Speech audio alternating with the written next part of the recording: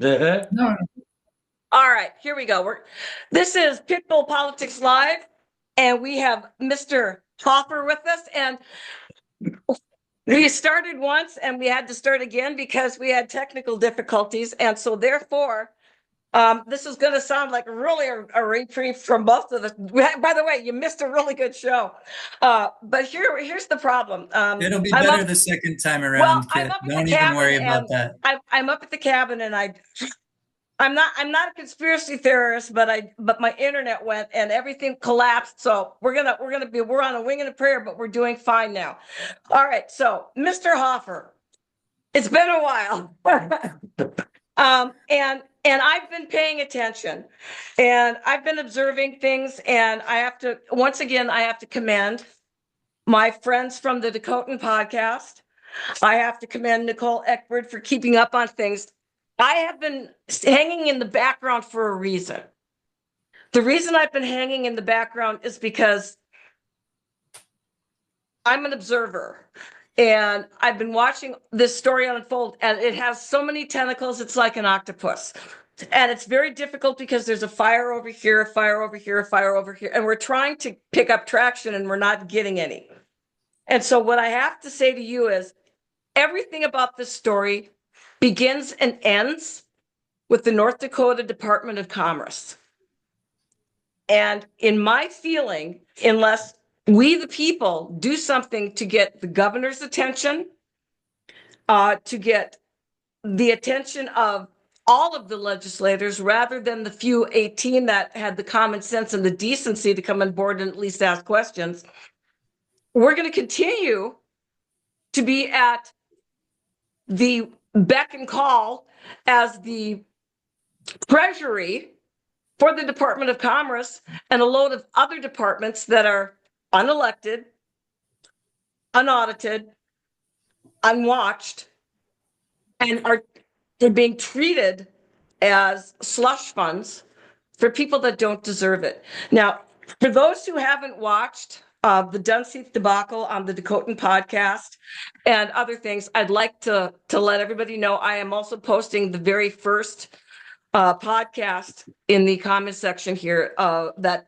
I used to open up with you. And they can find out the background on this. Now, first of all, there's been a lot of talk. And when we first did our very first podcast, I had someone contact me and go, well, I'm really on the fence because I don't know. It sounds to me like he might just be someone who's disgruntled because the Commerce Department pulled his loan. Can you tell me what you think about that?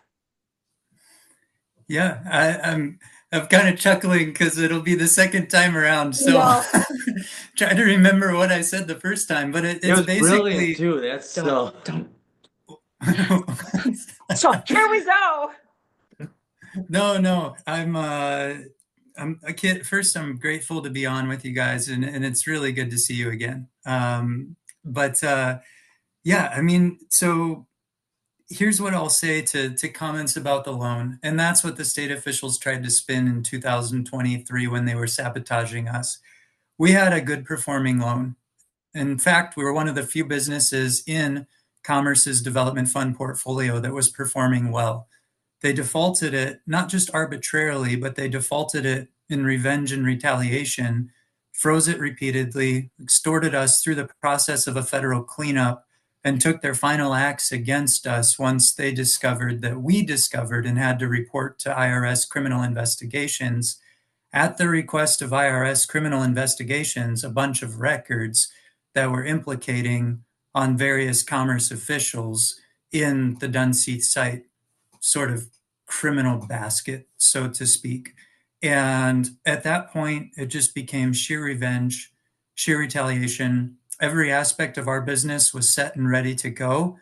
And the letters that have been written to the governor, including from some of our lenders and economic development partners, have actually cited the fact that everything except for commerce was moving on track according to plan, even after the crazy cleanup of the site, facing down a ton of crimes. We moved on and commerce couldn't. They were so mad about the situation and they wanted revenge.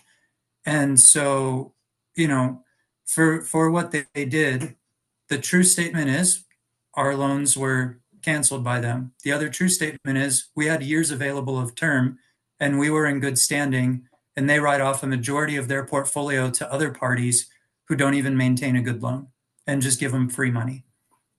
You made a statement on other podcasts that at least approximately 50% of their loans are written off. And some of these loans are to board members. How can a board member be receiving a loan?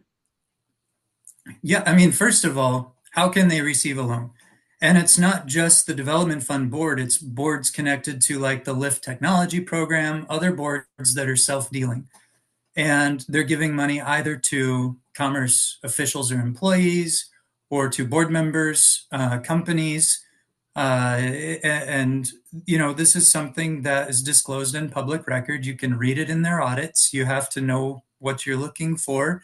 You can go to, for example, Note 7 of related party transactions in the Development Fund's incredibly boring 2023 annual report. You go down into the auditor's notes and it's right there, millions of dollars in related party transactions to the board members' companies set for write-off. And, I mean, a huge percentage, way over 50%. And so these are the types of things where, we kind of touched on this tangent a moment ago, and I think I'll bring it up again now, is when we were brought in, I found the process to be incredibly rigorous. And there were a few comments made to me about, oh, in the past, we didn't really do it this way. They made me give a life insurance policy on my life. They took personal guarantees from me. And then shortly after, I start finding out that there's a bloody room in this factory, and the group before me took off in fear of their life, and I can't find one of them. And then I find out that they know about some of this stuff. One of the officials from Commerce who set up all my loans and supposedly did so much diligence lied to me from the start about what happened at the facility. And then 2 years later, when I caught him on the records and I said, hey, what's all this mean? He's never spoken to me again. So I just find it odd, incredibly odd, that our business was actually handled more stringently than banks handle us in terms of recruiting us and bringing us in. We were paying and performing to our loan agreements, and then they took actions against us trying to get rid of us repeatedly, making Really? us, even as we've talked about, sign that backdated mortgage agreement, which would have violated numerous laws and committed a crime. I mean, they're just crazy things they tried to do. I'd like to know if everybody has to go through these stringent things to get a loan. I'd like to know if the board members have life insurance policies out on themselves when they take loans. If the other people that are getting loans that are government representatives are filling out the same form work you are, because by law, it should be. I mean, that would be a good question. I can't see it to verify it. I've had people tell me that are connected to commerce loans that they've just basically tossed out money in the past. And I don't know if they still do. I don't know how they've done it. But I do know they gave a $32 million loan after giving my loan. Their mandate was capped at $3 million. In 2024, I believe it was, they gave $32 million to Saralon, which is a Canadian company that doesn't yet fully operate in North Dakota with any facility or operations. They're still in the regulatory and investigation stage. They get $32 million. Company that's supposed executives are South Africans. I don't even know how the state has recourse on the money. And yet they were accusing us through that whole time period. They gave $3 million to Epic to build a water park in Fargo. And then 6 months later, roughly 6 or 7 months later, they moved to default the loan, but there's no records of whether they collected any money back. So that was done in roughly December of 2023, which would have been about a month after they publicly started accusing me in the media of misusing funds when I had a perfect loan agreement. They made the accusation and then they tried to prove it right. Well, and over the years, they've had 1.6 billion. And when Mhm. they did the last check, there's 36.6 million in their their asset structure. Now, if they were doing loans, which should be requiring interest, this should be a self-funding proposition. And I don't know how you go from 1.6 billion to 36.6 million, but you got to be trying.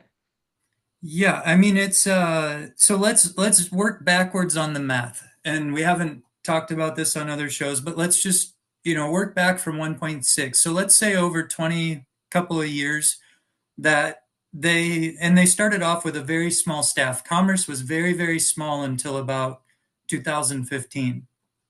So very small operation, very small staff, and then just exploded. I mean, the last two legislative sessions, 515 million of that 1.6 billion went to commerce.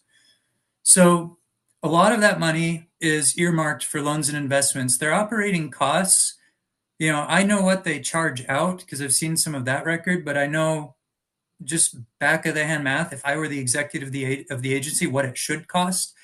And let's just give them the benefit of the doubt and say they took 400 million out of that 1.6 billion and funded operations and leases and payrolls and insurances and benefits for way too many people to do, who knows what with government money. Let's just assume that they blew $400 million on overhead. Even then, that leaves 1.2 billion left over.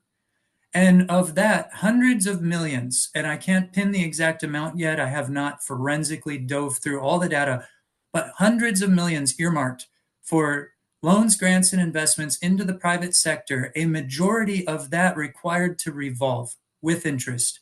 And you end up at $37 million. And a lot of that money, it's sad, a lot of that money is just cash sitting in the bank because they haven't wasted it yet. I mean, that's Give them the time. crazy thing about it. The thing that I am just appalled at is there are people that are going to say, because this is what people do, why should I be concerned? Because this doesn't involve me. But this is North Dakota tax dollars. This is our money. We just tried an initiative to get our property taxes paid for, and we were told how poor the state is, how they couldn't afford to take care of that, that there must be something else we can do with just the amount of money that's been wasted with the North Dakota Commerce Department over the last few years. You could have paid a lot of people's property taxes. Well, I'm adding up the current legislative session, and you're looking at basically almost $2,500 per person that's been allocated in North Dakota to commerce since it's been meaningfully operating. Has commerce delivered $2,500 per person of benefits? And hey, there's some property tax back in your pockets. I mean, it's those are legitimate questions to ask as taxpayers.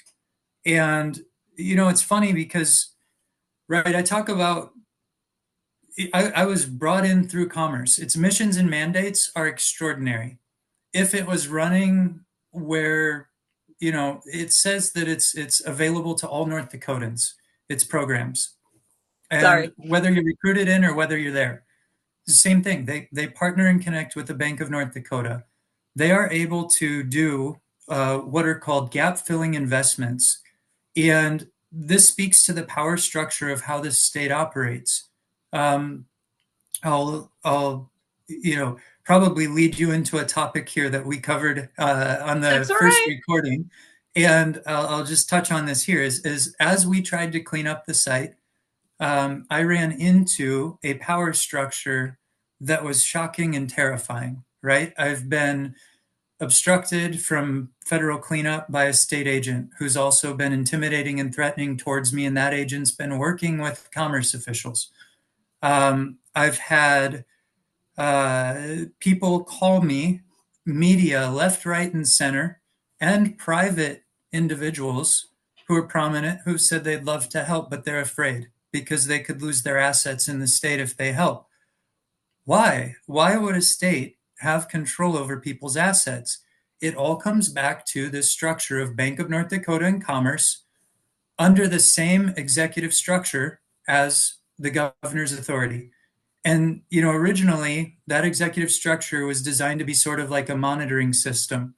And what happens, and I've gone through deeply into Bank of North Dakota's audits and financial records and performance statements, and you have a bank that can structurally fill gaps across the private financial system, meaning you have a business, and your banks and your primary partners and investors can only come up with X% of the deal. Well, then Commerce and Bank of North Dakota, if they like you, they come in and they say, oh, we can come and we can stack in the rest, use a series of other public and private partners, and we can fill this out for you. And we can make your interest rate cheaper than the interest rates in the private sector. So what happens is, for billions and billions and billions of dollars of loans into the private sector, keeping in mind, Bank of North Dakota is usually a small participant. They've got over $5 billion in loans out into the private sector right now, plus almost $1 billion in third party guarantees. So they're somewhere hovering as of 2023 in the 6.5 billion range, and I'm assuming that's grown. So then you top that off with the hundreds of millions at minimum that Commerce deploys. Then you add in regional councils, you add in universities, you add in other programs from USDA and elsewhere that can come into play. Then you add the stack on top with lead private banks, and you're sitting on probable state influenced financial monies in the 15 to $20 billion range to the private sector, where the private sector fears that if they stand against the state or they try to help me, they could lose their assets. And it's huge amount of assets, because the state's annual budget is around 9.5 billion. You've perfectly So, described fascism. I mean, you're talking about a level of control and power that has tremendous benevolent purpose if used properly, and if used improperly, can instill fear, control, and silence. Well, it doesn't matter which letter falls after someone's name. They're referred to as the Bismarck Mafia for a reason, because obviously you've been the recipient of mafia-like tactics under the guise of government. Mm-hmm. And we're And kind of whether doing it's this in reverse, right? I mean, yeah, so whether before you whether the you Democrats are started yeah, there, and whether then the I've kind of led you to it. But well, yeah, well, it's the well, whether same. the Democrats are in control or the Republicans, it doesn't matter. If you're a member of the government and you're using your thumb on the neck of someone to get compliance, even though you're wrong, that's the mafia.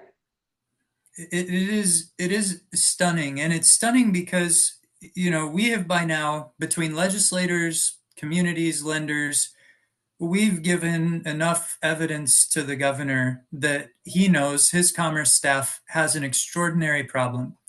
The governor and his senior team do not take my calls, my texts, my emails. They have not even once acknowledged me, but during legislative session, they find legislators on the floor and pass messages about me to the legislators. And we're not talking as interns, we're talking as general counsel, as chief of staff.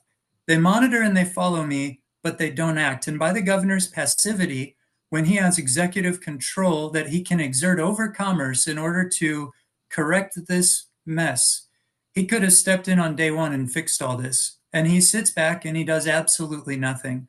And by his passivity, he's actually endorsing the deprivation of rights behavior. It's passive aggressive. He's actually being very aggressive because he's not doing anything to assist you. He's doing everything behind the scenes to undermine you, not to mention the fact that you're not even allowed into any of the commerce hearings. Yeah, that is two things we need to remember to talk about. One is we need to start organizing petitions that are just broader citizenry. And two is, for over 16 months now, I have not been in a development fund board meeting. I've had lenders and myself and investors told, oh, you can't attend this meeting. And then hours later, we find out they had the meeting anyway and denied all the requests that were made. Not really much of them, for them just to simply stop wrecking everything. Um, they've kept us locked out of rooms, meaning like locked out of meetings. There was a meeting with legislators that they took in person, and recently, and I told the Senate Majority Leader it would be a good idea if I'm there. And I waited for 2 hours to be let in. And they used the meeting to play a confidence game. Trust us. We're the state. We manage hundreds of millions of dollars. We're financial authorities.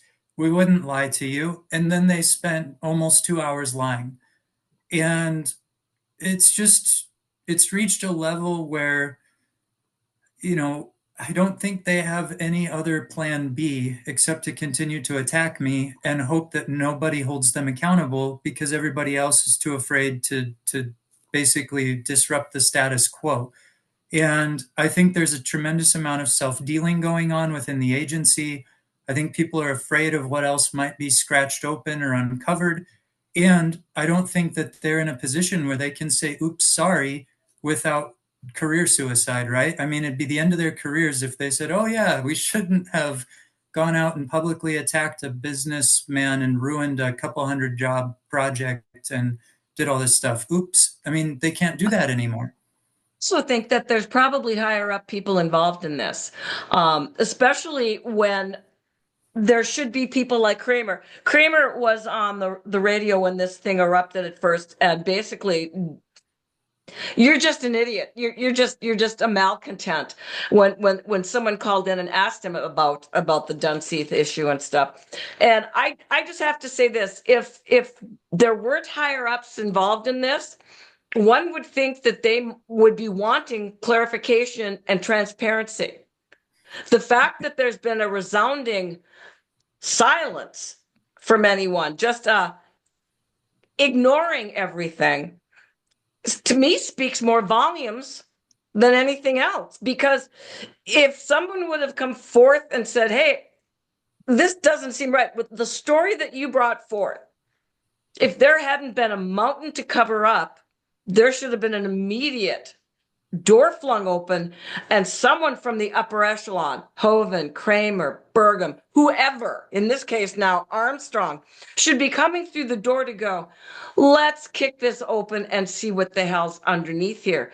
But there's this resounding silence, and the silence speaks volumes.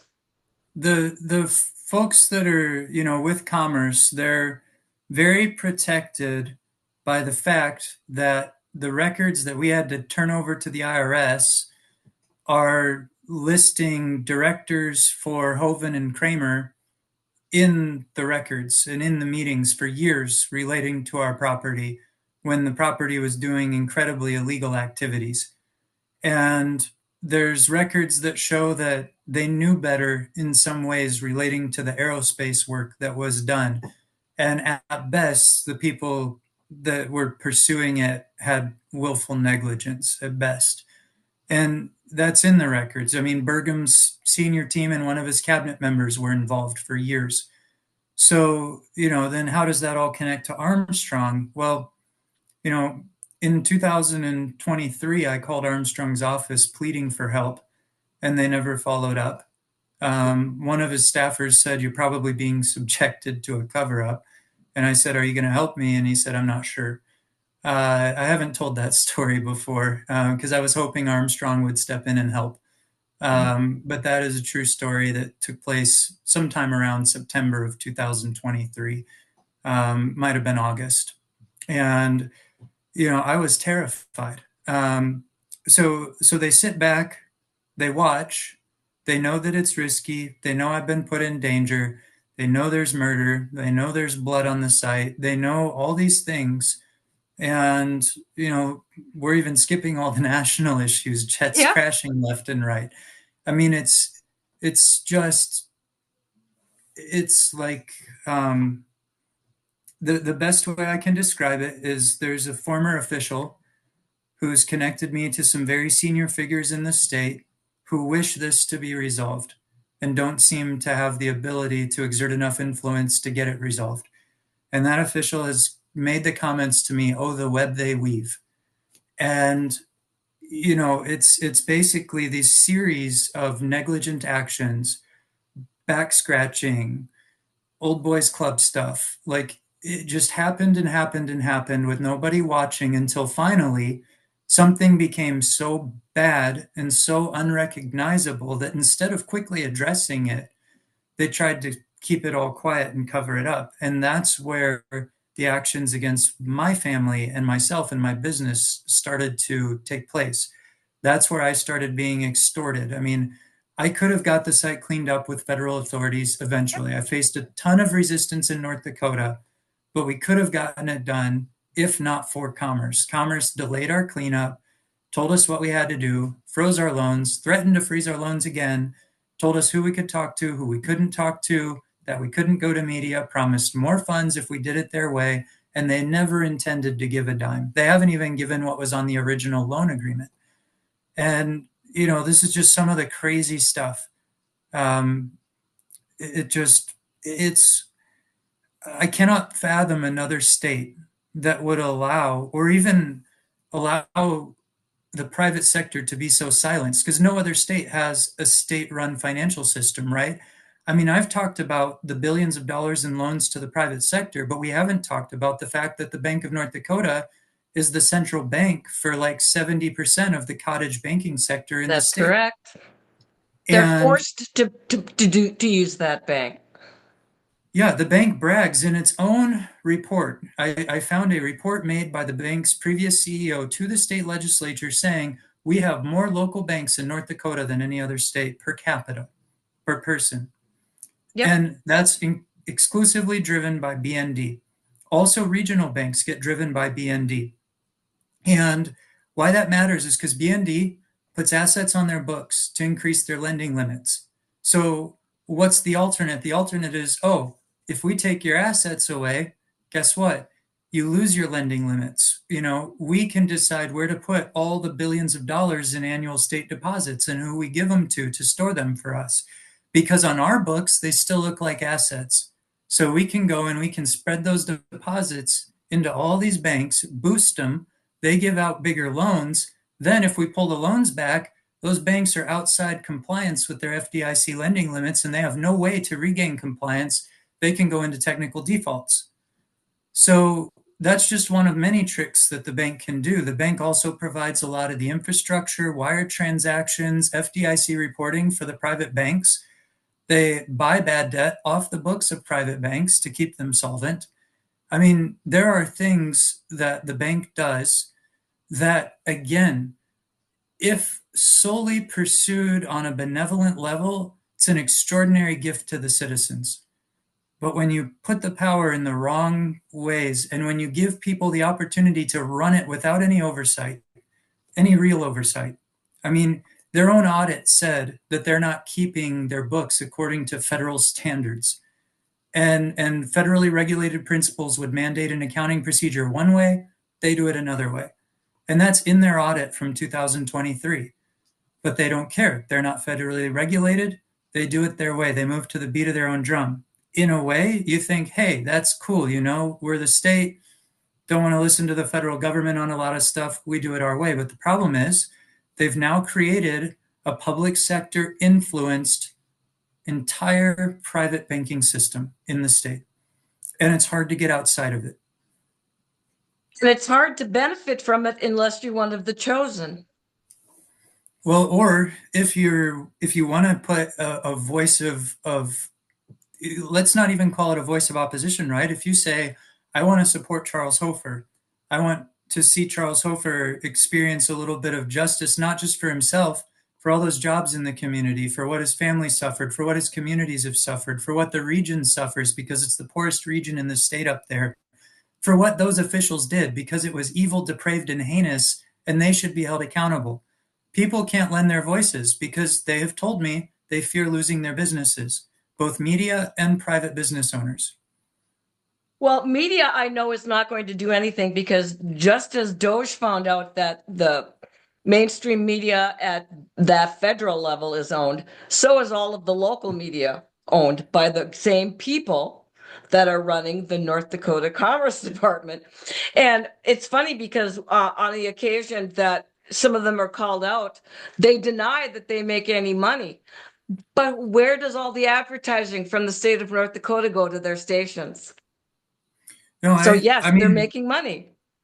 and for ones that run certain stations that require licenses from the state, those could be threatened. I mean, there are so many levers of power that officials could have.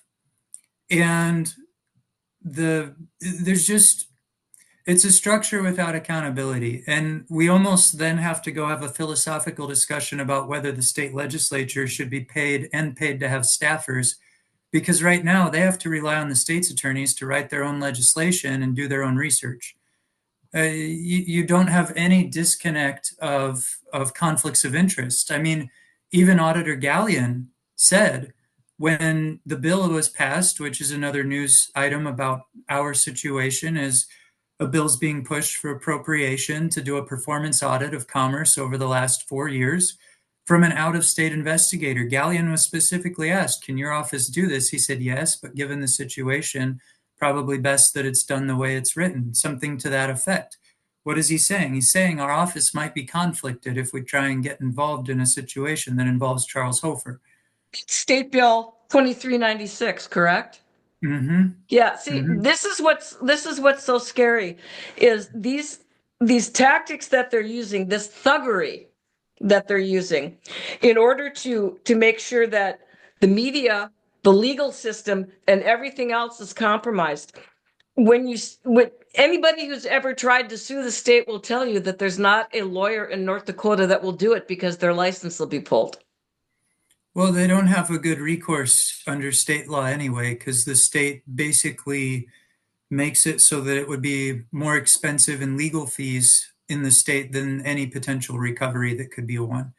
So they've basically built their system to where they can beat you, and they know it. And that's the system they've built. And by doing that, they can do as they wish, and they have virtually zero accountability. When I said I've been sitting back observing, this is why I've watched the process as it works out. I've watched the Gateway pundit. I've watched the maneuvering by the Hovens and the Kramers, who are now sitting anointed on the right hand of Trump. I'm watching all of this going on, and the letters from the legislature that went to Armstrong obviously fell on deaf ears. Your story and everybody else's concern has fallen on deaf ears. And so I'm left to say, if people genuinely care, we need to do something as far as being organized, whether it's a petition. Now, again, there's people that are going to be scared to sign their name to a petition, would rather their legislators, who they cannot trust, go forth. I'm just trying to think that if there is going to be no other way that is going to resolve this, not just at our level, but at the federal level, if we don't start doing something here as the people of North Dakota. I think petitions, media, legislators, and grassroots efforts of awareness are still a very good strategy. We started working with national whistleblowers, and some very prominent folks, which if you look them up, like Ed Pearson and Joe Yep. Jacobson, they're respected left, right, and center. They've been expert witnesses before Commerce. They've helped with the Department of Justice evaluating criminal charges into the aerospace industry. There's still strategies ongoing there that haven't been implemented yet. And I think that there's a lot of ways where we're going to continue to get this pushed up on a national level through channels that have to pay attention, because they can't ignore it once they see certain facts and certain dangers to the general public on certain people's desks. And I think that those types of things are going to continue to move the pressure up the ladder. I will agree with you that there has been a huge effort to do what someone told me. They said Kramer's doing a tap dance, right? He, Yes. he can't even say Dunseith ever did aerospace work, and yet his own people were part of it.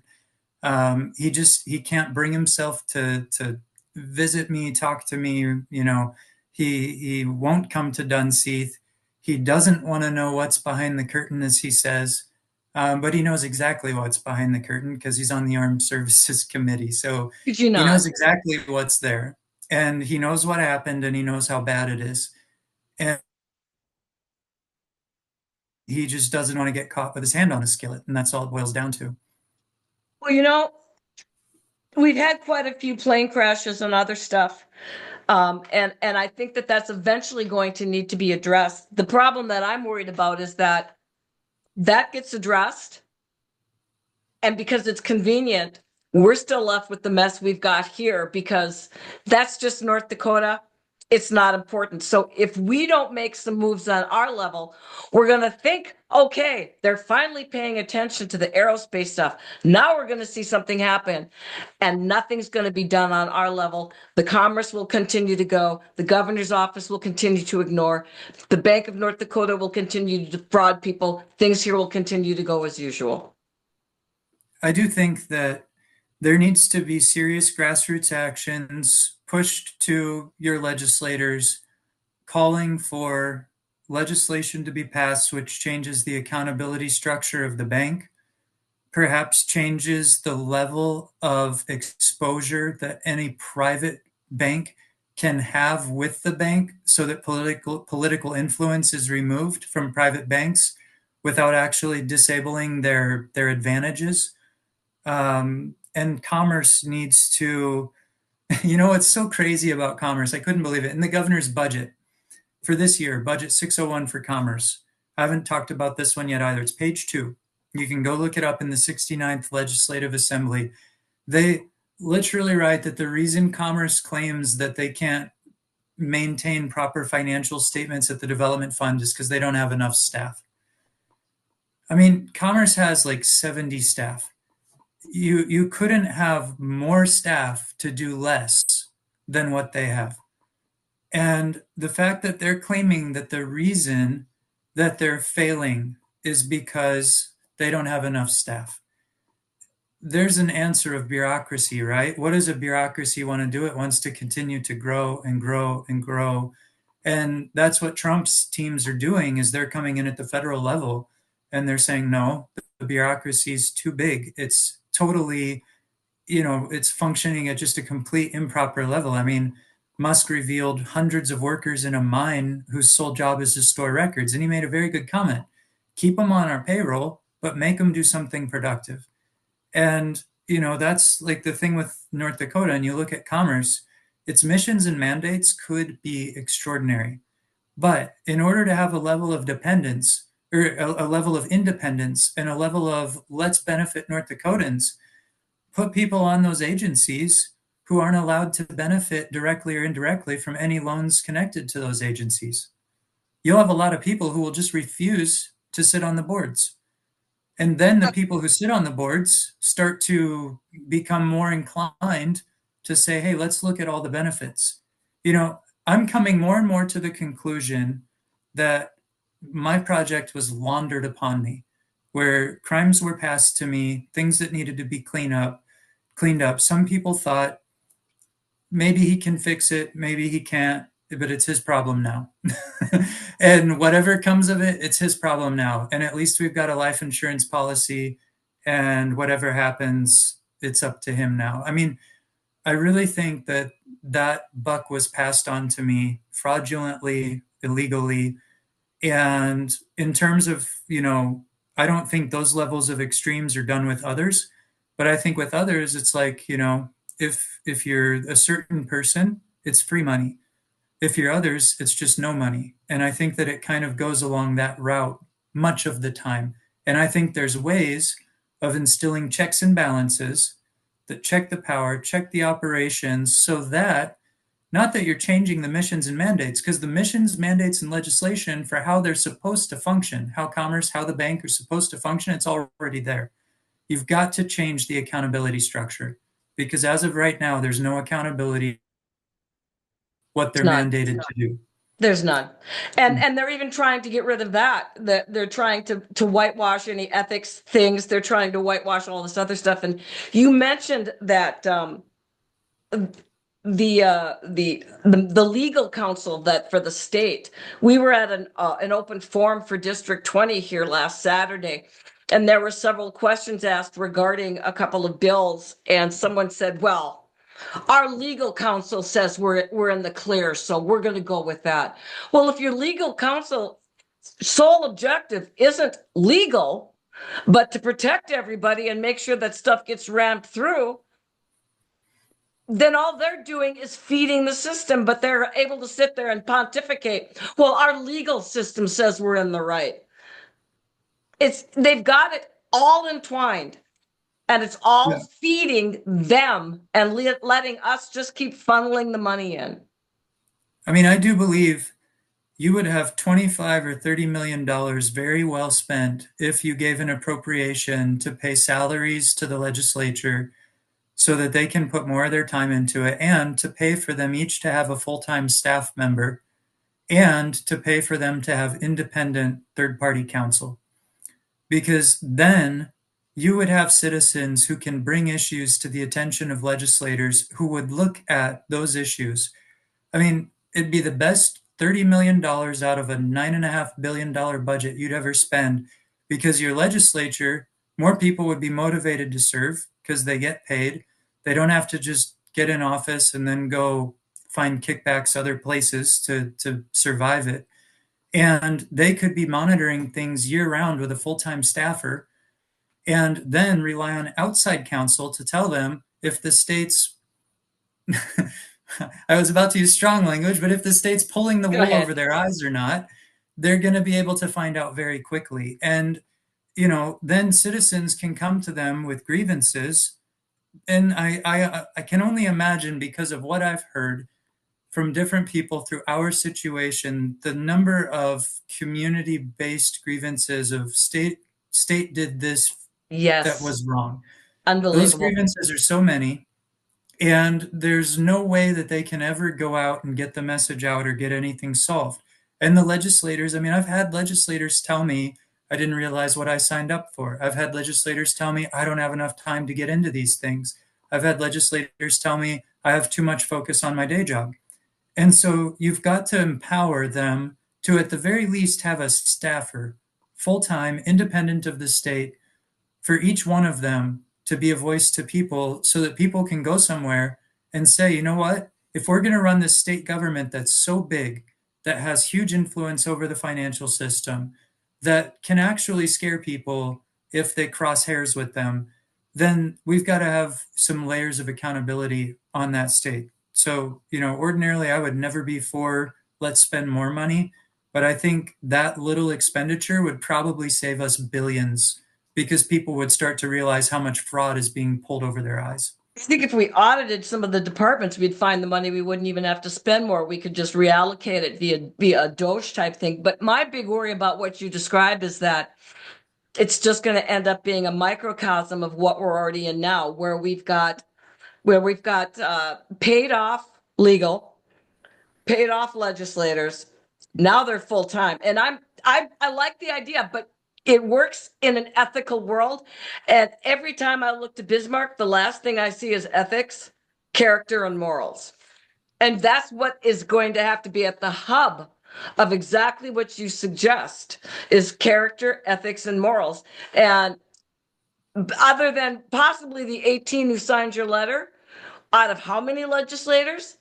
I don't think it Well, exists. I do know with who signed, I think we could have had 50 or 60 signatures quickly. So I didn't pursue the signatures. That was the work of a legislator on the floor who did it in a matter of hours. And, the legislators wanted to review the documents, they wanted to see the investigations. Many of them had already been following it for months or over a year. And so some of them were already intimately familiar. Those who weren't wanted to gain an understanding quickly. And I think with like 2 weeks, I think you would have had over half the legislature on board with that. Um, and where I'm getting at is there's a lot of legislators who want it done differently, but they don't know how. And they're overwhelmed having to approve individual bills right now, where, they have so much workload on their plate that they can't even possibly devote the mental energy to know half the things they're approving. And that allows for things to be pushed through where they don't have the time to make a good informed judgment. And those are the things that are just very concerning to me. And again, I don't want to go into it, like philosophically, there's probably many ways it could be addressed. But it's just, and there's many pitfalls to any way you'd probably pick. But what I'm getting at is there's got to be real meaningful action if there's going to be change in this state. Because what I'm seeing is the old way, it's dangerous. The old way is corrupt through and through. It has no benefit to citizens who are they're on the other side of equal rights, right? Citizens who've been targeted or who've been unfairly treated, they don't have much recourse in this state, and they don't have much that they can do to get their situations righted. And I think that, that may contribute to some of the state's problems. I mean, the reputation that you hear out of state, I was someone who'd never been to North Dakota before. And I just knew the things I heard. But when I came in and met the people, I thought none of it can be true. And then I dealt with some of the people and I thought, okay, well earned reputation. And it was shocking. I mean, absolutely shocking. It feels like you're in a Chicago mafia. Yes, it does. And it's terrifying in many ways. And how do you break that? How do you get rid of that? I mean, it's going to come when the power is removed from the way it's currently set up, where the power right now, through legislation, through who has accountability over what things, through the fact that they pull the teeth out of the Ethics Commission, through the Yes. fact that they've completely disabled the auditor's powers and got him to fall in line. Yes, I they have. mean, he used to bark at everything and now he's just quiet. On Yep. my situation, have you heard him speak a word publicly? You know? So these are the types of things where he knows intimately what's happened in my situation. He's met with me and he could speak on this, but he doesn't. The And audit, the audit of the Commerce Department found massive flaws. They were told to pay it back. They said they did. Where'd the money come from? that, I forgot to bring that up. Yeah, I mean, North Dakota Monitor reports that the auditor finds $916,000 of misused credit cards, and the development fund says they paid Commerce back. The development fund operates on taxpayer money. Did they go and ask the employees and board members to pay it back out of their pocket? They're not even paying the loans back. So, and the amount of money misused per person is extraordinary. I mean, it's a sizable bite into their salaries. And just the total, I don't understand how a media group can't question that statement. You could actually print it and say, oh, they said they paid it back without saying who, how, where. I mean, it's like Question I asked. that's when the media is marching to you know, to the leader, to the drum. The very first Because question I asked. I said, where'd it come from? crazy things happen and they say nothing. And there's situations relating to the Brejo issue. There's Yes. situations relating to Troy Siebel. There's issues where, I mean, Fargo Forum left a cliffhanger out there after, Siebel's cause of death sort of got released from South Bend. Autopsies are confidential. The other attorney general didn't do an autopsy, but it's and all the emails are gone. The Montana investigator says the state doesn't cooperate with me. He doesn't even know that the state has a data backup of emails that's being reviewed with the DOJ to get stuff done because he's investigating how they got deleted in the first place. And then it's not until Burgum runs for president that they're like, oh, yeah, we have these emails because it's coming under scrutiny. And then you immediately move to disclose investigations that come from whatever was found there. And the fact that no one says, hey, we've been lied and deceived to for 2 years, what's going on here? No one raises those questions. They just go, oh, okay, let's move on and, go talk about something nice. And Well, I'm going it's to say crazy one to me. thing. The attitude comes from the top. Burgum used to have a couple of pages of financial disclosures until he wanted to run for president. Then he had like 15 or more pages suddenly of financial disclosures. Where were all those all the rest of the time? So this attitude of I can do what I want, I can say what I want, it doesn't matter because you're insignificant, comes from the top. in North Dakota? And is it surprising that it filters down through the departments and the people that are employed there? Well, yeah, I mean, it's if you know that whatever you do, the worst you're going to do is you're going to be moved from one job to another. That's the worst that's going to happen to Emails. you if you get into the system, and you're probably still going to get preferred access to finance. You're probably still going to get really good pay and benefits. So of course, I want to be very careful how I say this because I'm covering topics that are far outside my own sphere of normally what I speak to. And I'm not by any means saying, oh, the whole system is corrupt. What I am saying is, if people in that system choose to be corrupt, the level of accountability for them is almost nil. It's easy. And that's proven by the Dickinson diploma mill, right?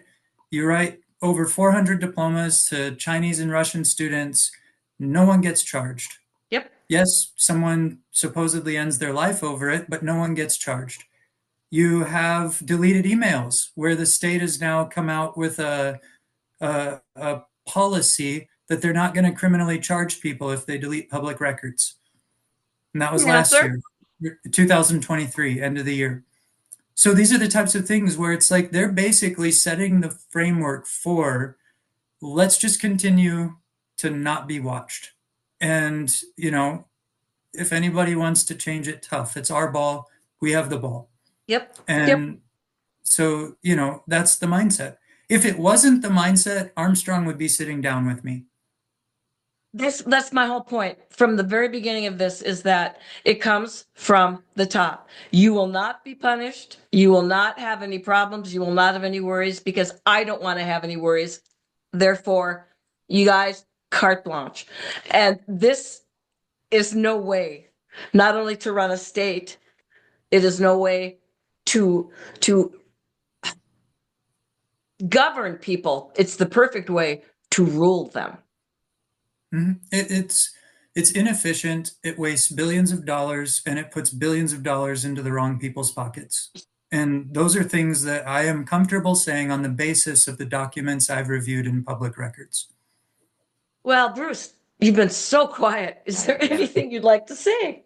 I tell you what, I gotta say one thing. I think we gotta expose the people that are on the board, the commissioners board. North Dakota Development Fund Board. Yes, I think, and that would be helpful because we gotta know who the slime are.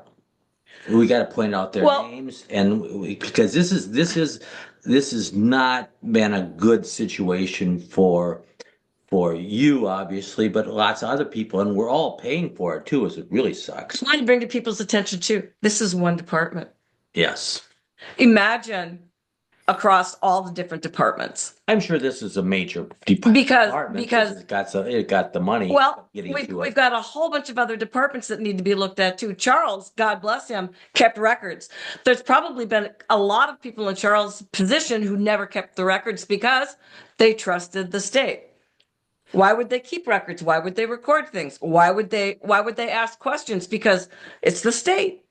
We shouldn't have to worry about the state when it's actually one of the largest worries you should have had if you want to try to do business in North Dakota. We do need basically a Doge Oh, department in North Dakota too, because it's really, I mean, we are, I'd say we got to rank up in the top 10 of corrupt states. well, it's going to be very difficult with the people sitting again on the right hand of Trump. But Charles, I'm going to talk to some people. Go ahead. Yes. Can I give you one more number? Just a Yeah. statistical figure. Because it's one of the things I've had to do to know my situation is know the stats and know the numbers and how I relate to the rest of the system. So we're one of the 6 highest spending states We are. per person of taxpayer dollars in the United States. We're one of the most Republican voting states, but we outspend Democrats.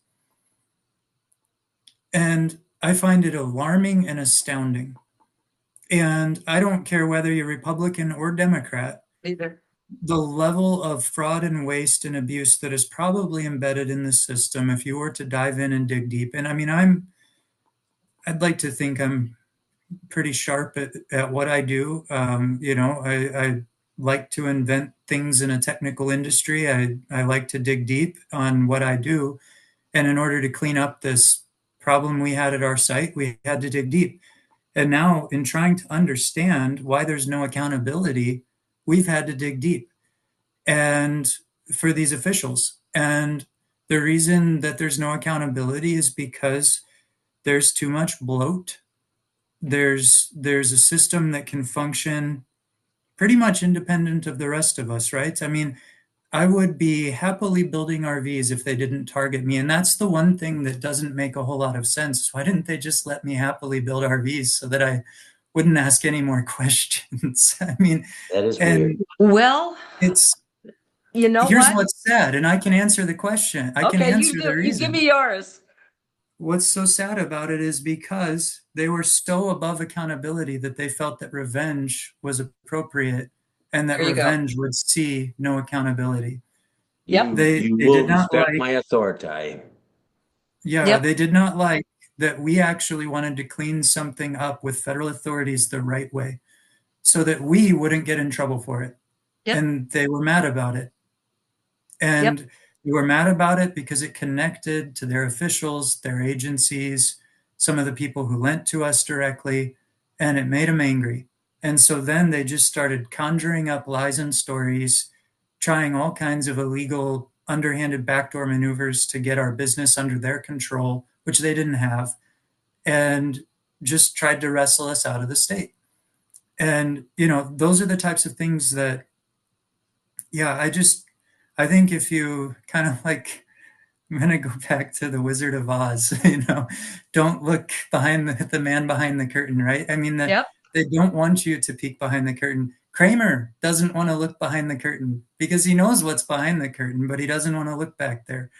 And they don't want people to look. So they keep you from asking the questions. And if it weren't so rooted, if my statements weren't so rooted in state audits and performance reviews and public records and disclosures that I found to the legislature and my own experience, I wouldn't, it's almost inconceivable that it could be so just gone wrong. And yet it is. That's why so And many people don't believe the story because their brain can't wrap around it. And it's easier to say, you're nuts, which is a story that they foment, than it is to go, maybe we need to look at this. And that's why I say watch episode 2 on the Dakotan, because on that episode, we show crime scene reports. We show statements from agents. We show statements from the defense industry that all this really happened.